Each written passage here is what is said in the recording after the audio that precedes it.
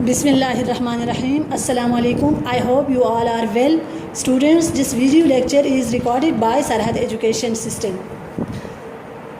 Students, आज हम discuss करेंगे ग्रेड 10 बायोलॉजी में यूनिट नंबर 10 गैसियस एक्सचेंज के अंदर रेस्पिरेटरी डिसऑर्डर्स को। ठीक है, रेस्पिरेटरी डिसऑर्डर प्रीवियस लेक्चर में हम ह्यूमन रेस्पिरेटरी सिस्टम को डिस्कस कर चुके हैं। इस लेक्चर के अंदर हम मोस्ट इम्पॉर्टेंट टॉपिक डिस्कस कर रहे हैं रेस्पिरेटरी डिसऑर्डर्स, जो कि बहुत ज़्यादा इंपॉर्टेंट है। लॉन्ग क्वेश्चंस भी इसमें से बन सकते हैं, शॉर्ट क्वेश्चन भी पूछा जा सकता है और MCQs बहुत सारे पूछे जा सकते हैं। So it is very important topic respiratory disorders. अच्छा, रेस्पिरेटरी डिसऑर्डर्स हमारे पास जो है बेसिकली इस बुक के अंदर है ब्रोंकाइटिस, एम्फिसीमा, निमोनिया, एस्थमा और लंग कैंसर। इनको वन बाय वन हम डिस्कस करेंगे। नंबर फर्स्ट हमारे पास है ब्रोंकाइटिस। ठीक है, ब्रोंकाइटिस एक ऐसी बीमारी है जिसमें ब्रोंक्यूल्स के जो वॉल्ट है, inner wall of bronchioles are inflamed. ठीक है, ब्रोंक्यूल जो हमने जब आपको मैं रेस्पिरेटरी सिस्टम पढ़ा रही थी तो हमने पढ़ा था ट्रेकिया के बाद जो वॉल है, ये ट्रेकिया है, जो जिसको हम एयर वे या इसको हम एयर पाइप भी कहते हैं। ठीक है, या इसको हम कहते हैं ट्रेकिया, मेन जो नाली है। ट्रेकिया जो है वो डिवाइड होता है एक पॉइंट में जाके लंग्स के करीब जाके दो हिस्सों में।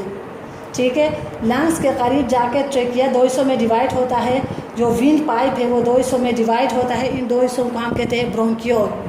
ठीक है, ब्रोंक्यूल के अंदर जब उसकी ब्रोंक्यूल की जो इनर लाइनिंग है, द इनर लाइनिंग जब ब्रोंक्यूल की जो इनर लाइन इन्फ्लेम हो जाता है, उसमें स्वेलिंग आ जाती है किसी न किसी एजेंट की वजह से। इसी स्वेलिंग की वजह से सांस लेने में मुश्किल हो जाता है, तो इस बीमारी को हम कहते हैं ब्रोंकाइटिस। ठीक है, ब्रोंकाइटिस क्या है? एक ऐसी बीमारी है, disease in which the inner line of bronchioles are inflamed, formation of mucus in airway. इस जब ये इन्फ्लेम हो जाता है, ठीक है, जब ये इनर लाइन जो है उसका वो सूज जाते हैं, सूजने की वजह से इसके अंदर पस आ जाता है, यानी म्यूकस भर जाता है ब्रोंक्यूल के अंदर। जब म्यूकस भर जाता है तो इसमें सांस लेने में फिर मुश्किल हो जाता है, क्योंकि अब ये विंड पाइप है, विंड पाइप फिर भी एक ब्रॉड ट्यूब है। जब ये दो हिस्सों में डिवाइड होता है तो ये नैरो ट्यूब्स बन जाते हैं। इन नैरो ट्यूब्स में भी जब इन्फ्लेमेशन होती है, अंदर की लाइनिंग कम पड़ जाता है रास्ता ऑक्सीजन के लिए, तो सांस लेने में थोड़ा मुश्किल हो जाता है। तो इस बीमारी को हम कहते हैं ब्रोंकाइटिस। ब्रोंकाइटिस की जो काजिज़ है, बेसिकली ब्रोंकाइटिस की जो काजिज़ है, जो काज करते हैं, अभी हमने कहा एक ऐसी बीमारी जिसमें inner line of bronchioles are inflamed and इसकी वजह से म्यूकस जो है इसके अंदर भर जाता है। भरने की वजह से एयर जो है वो इजीली मूव नहीं कर पाता।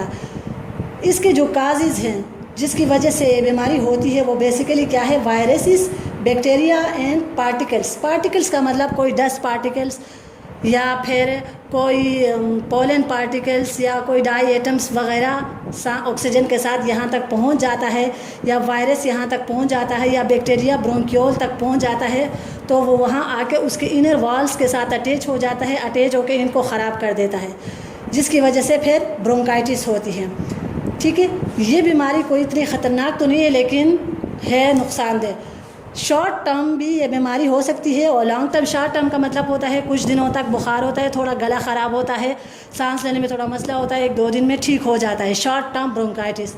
और अगर ये लॉन्ग टर्म ब्रोंकाइटिस में तब्दील हो जाए, यानी बिगड़ जाए, गला ठीक ना हो जाए, बुखार बार बार बुखार होना, गला ख़राब होना, या फिर उसके साथ छींके आना, नज़ला ज़ुकाम रहे, तो ये लॉन्ग टर्म ब्रोंकाइटिस कहलाता है। लॉन्ग टर्म ब्रोंकाइटिस बेसिकली होता है अगर पार्टिकल, कोई डस्ट पार्टिकल हो, एलर्जी कोई बाज़ लोगों को होता है, डस्ट पार्टिकल की वजह से थोड़ी देर नज़ला हो जाता है, फिर खुद ब खुद ठीक हो जाता है। अगर ये लॉन्ग टर्म में कन्वर्ट हो जाए तो इसका मतलब होता है ये जो है बैक्टीरियल या वायरल ब्रोंकाइटिस है। तो बैक्टीरियल या वायरल ब्रोंकाइटिस जो है उसके लिए फिर ट्रीटमेंट की ज़रूरत पड़ती है। ट्रीटमेंट में हम बेसिकली यूज़ करते हैं जो है एंटीबायोटिक्स और एंटीवायरल। स्टूडेंट्स याद रखें, एंटीबायोटिक्स हम यूज़ करते हैं सिर्फ़ और सिर्फ ऐसी बीमारी के लिए जिसमें बैक्टीरियल इन्फेक्शन हो। बैक्टीरियल इन्फेक्शन में एंटीबायोटिक्स जो होते हैं वो इफ़ेक्टिव होते हैं, लेकिन वायरल इन्फेक्शन में एंटीबायोटिक्स जो है वो इफ़ेक्टिव नहीं होते। तो बैक्टीरियल इन्फेक्शन के अंदर अगर ब्रोंकाइटिस लॉन्ग टर्म में कन्वर्ट हो जाए, ठीक है, तो इसके लिए फिर हम यूज़ करते हैं दवाई के तौर पर या ट्रीटमेंट के तौर पर एंटीबायोटिक्स।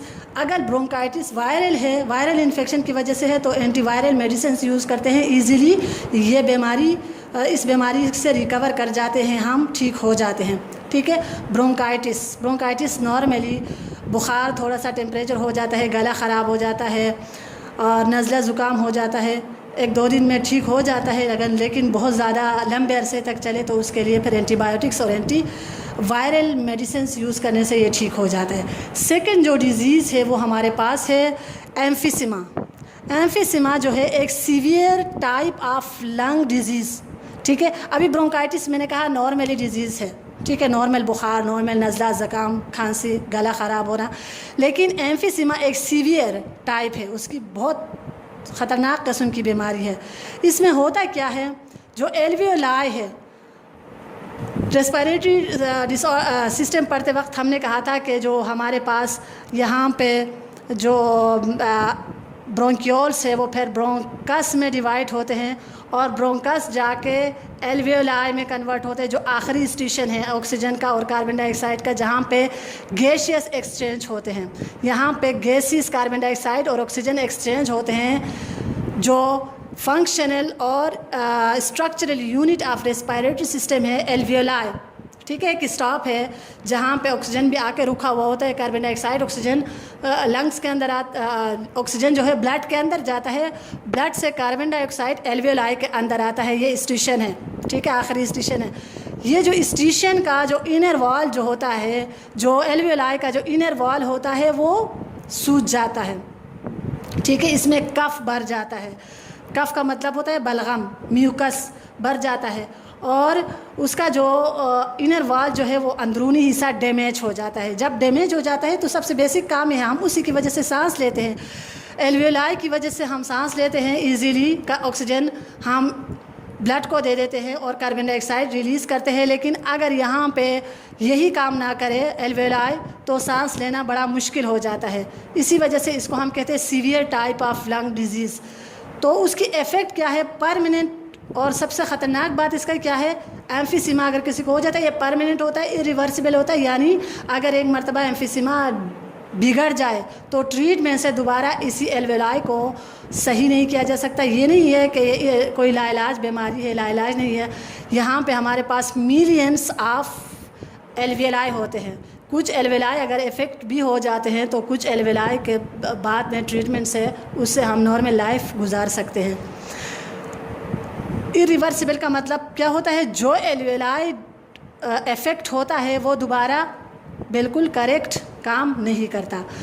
काजेज़ उसके क्या क्या है, इन्वायरमेंटल पोल्यूशन सबसे most common and important cause of emphysema is environmental pollution, cigarette smoking. Environmental pollution से भी ज़्यादा ख़तरनाक जो है वो सिगरेट स्मोकिंग है। सिगरेट स्मोकिंग के जो लोग होते हैं, जो स्मोकर्स होते हैं, बेसिकली रेस्पिरेटरी सिस्टम की तरफ, प्रीवियस लेक्चर की तरफ अगर हम जाएं, हमने कहा था नेज़ल कैविटी के अंदर हेयर्स होते हैं, सीलिया होते हैं, म्यूकस होता है, फिर इसके बाद ट्रेकिया के अंदर म्यूकस होता है, सीलिया होता है, फिर ब्रोंक्यूल्स के अंदर म्यूकस होते हैं, सीलिया होता है। उनका काम क्या होता है, जो अनवांटेड मटेरियल्स होते हैं, जो ऑक्सीजन के साथ poisonous gases, particle, dust particle, pollen particle जो भी होते हैं, वो इनको म्यूकस, इनको जो चिपचिपा मादा होता है कैप्चर करता है, और जो सीलिया होते हैं झाड़ू लगाते हैं, इसको वापस बैक वॉशिंग करते हैं, जिसकी वजह से जो एल्वियोलाई तक जब पहुंच जाता है प्योर ऑक्सीजन पहुंचता है। स्पेशली जो स्मोकर्स होते हैं, जो सिगरेट स्मोकिंग करते हैं, उनका सबसे पहले क्या होता है, सिगरेट के अंदर बहुत सारे कार्सिनोजेंस होते हैं। सिगरेट्स के अंदर बहुत सारे ऐसे पार्टिकल्स होते हैं, तकरीबन 95 नॉन पार्टिकल्स होते हैं सिगरेट के अंदर, जो कि इन म्यूकस को ख़त्म करते हैं, धो देते हैं, और इन सीलिया को धो देते हैं, बिल्कुल इसको ख़त्म कर देते हैं।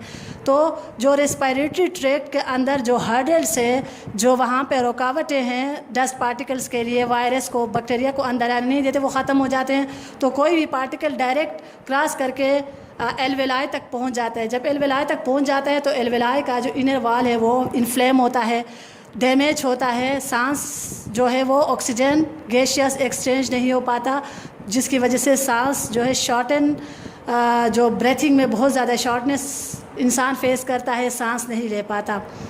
तो ये अभी हमने कहा कि ये बीमारी जो है इरिवर्सिबल है, कोई इसको दोबारा हम ठीक नहीं कर सकते। हाँ, सिर्फ ये कर सकते हैं अगर इन्वायरमेंट को साफ़ रखते हैं, इन्वायरमेंटल पोल्यूशन कम करते हैं, और स्पेशली जो स्मोकर्स होते हैं वो स्टॉप करते हैं स्मोकिंग को। जो ही इसको एम्फीसीमा के जो सिम्टम्स है वो दिखना शुरू हो जाते हैं, उसी वक्त वो स्मोकिंग को स्टॉप करते हैं। तो इससे ये होता है कि जो मज़ीद एल्वेलाई जो है वो डैमेज नहीं होते, बल्कि बीमारी उसी कंडीशन में, उसी स्टेज में रुक जाता है, मज़ीद बिगड़ नहीं जाता।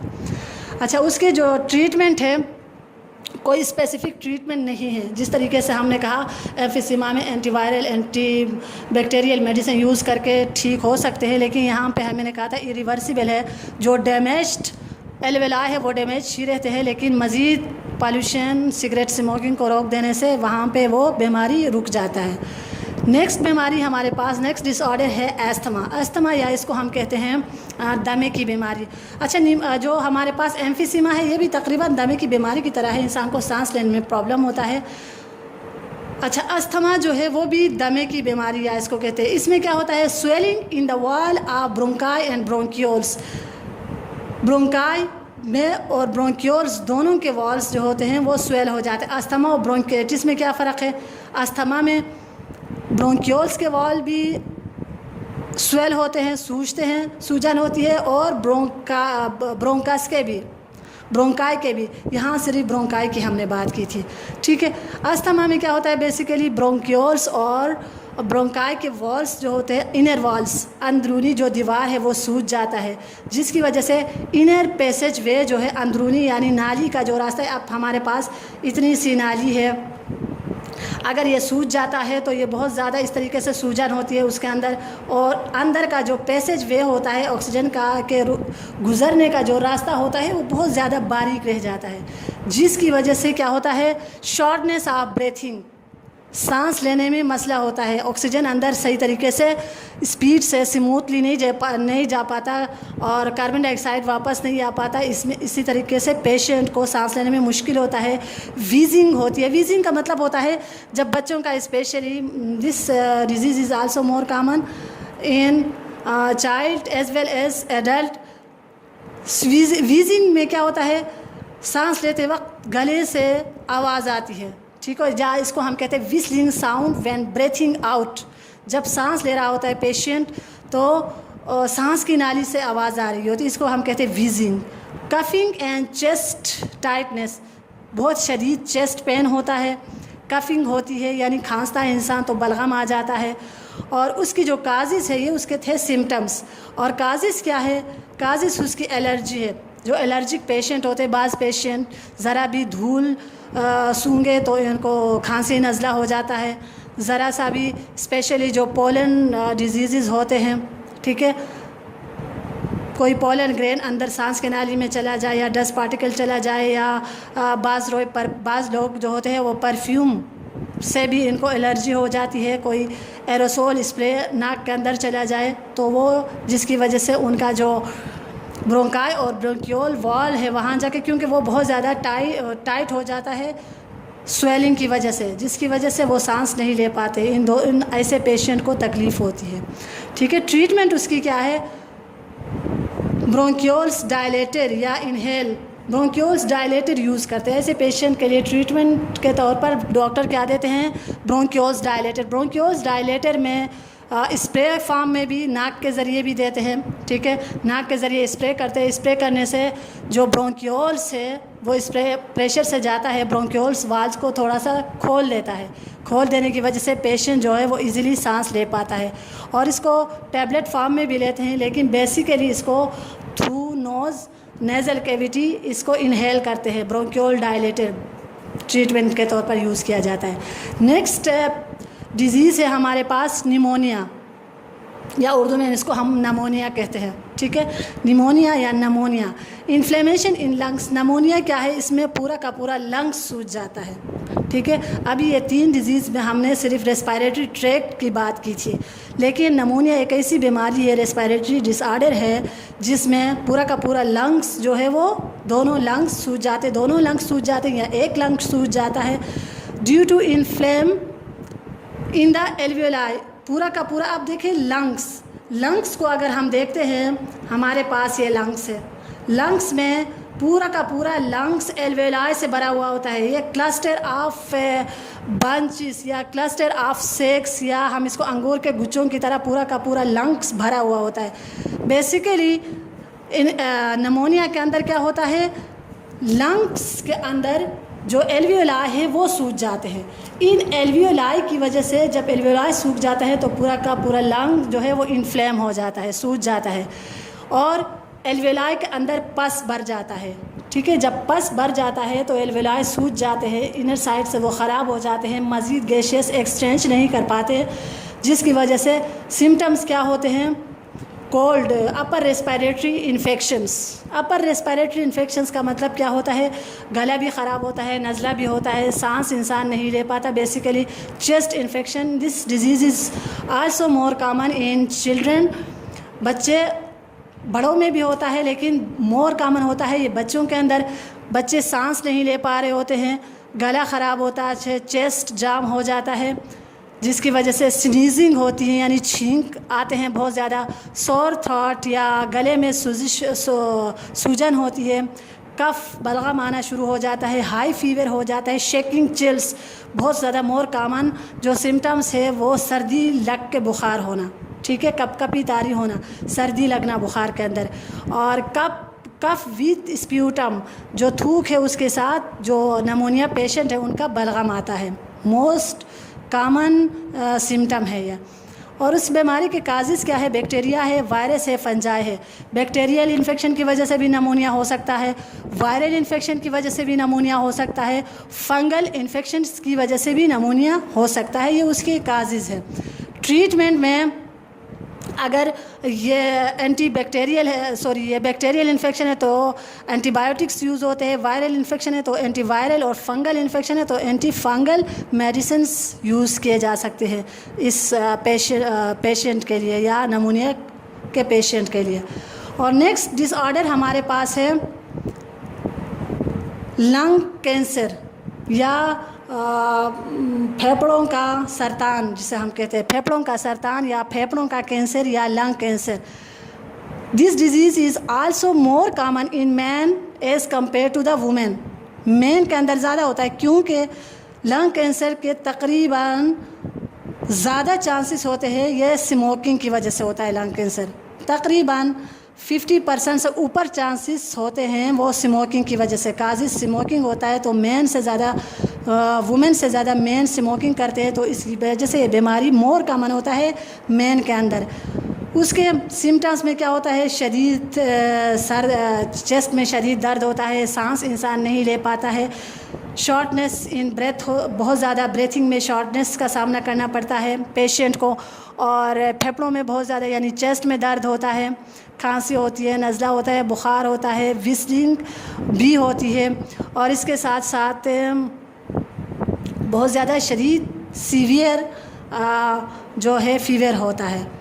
काजिज़ में मेन काज जो है उसकी भी सिगरेट स्मोकिंग है, रेडिएशन से बाज़ लोग जो ऐसे रेडियो एक्टिव रेस के साथ जो काम कर रहे होते हैं उनमें फेफड़ों का जो सरतान है उसके चांसेस ज़्यादा होते हैं, और वायरल इन्फेक्शन से भी लंग कैंसर हो सकता है। वायरल इन्फेक्शन मिसाल तो आजकल कोरोना है, वो जब लंग्स में वायरस जाता है तो वह एल्वेलाई को डिस्ट्रॉय कर देता है, मज़ीद ऑक्सीजन और कार्बन डाइऑक्साइड जो है वो एक्सचेंज नहीं हो पाते, जिसकी वजह से इंसान की डेथ होती है। यानी लंग कैंसर का मतलब होता है फेलियर ऑफ लंग्स मज़ीद काम नहीं करता है, सड़ जाता है। और जो सबसे मेन काज है वो सिगरेट स्मोकिंग है। सिगरेट स्मोकिंग क्यों है? क्योंकि इसके अंदर तकरीबन 69% नोस कार्सिनोजेंस होते हैं, कैंसर प्रोड्यूसिंग मटेरियल्स होते हैं जो कि 100% कैंसर काज करते हैं। और ट्रीटमेंट की तरफ आप आते हैं कैंसर, लंग कैंसर के, वो हमारे पास है सर्जरी से भी इसका इलाज किया जा सकता है, कीमोथेरापी केमिकल से और रेडिएशन से भी अगर इनिशियल स्टेज में हो ये बीमारी तो किया जा सकता है, फाइनल स्टेज में नहीं हो सकता। अच्छा, ओके स्टूडेंट्स, अल्लाह हाफिज़।